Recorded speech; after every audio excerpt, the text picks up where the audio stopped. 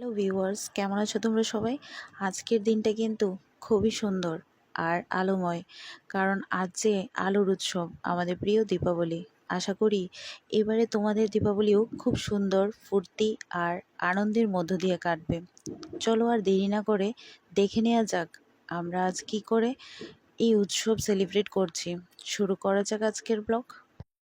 গ্রামের বাড়িগুলিতে এখনও কিন্তু কলা গাছের খোল কেটে নৌকা ভাসান, প্রদীপ জ্বালানো, এই নিয়মগুলি পালন করা হয়।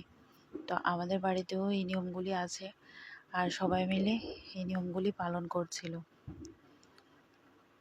এই যে দেখো, পুকুরে নৌকা ভাসান থেকে শুরু করে বাড়িতে কলা গাছের খোল কেটে প্রদীপ জ্বালানো সবই আছে।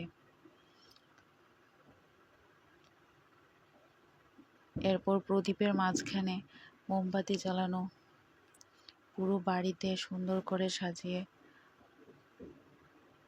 আজকে আমাদের দিনটা এইভাবেই কেটে গেল।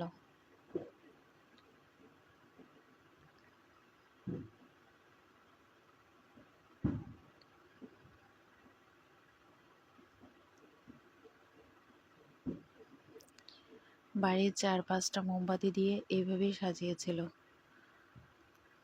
খুবই ভালো লাগছিল।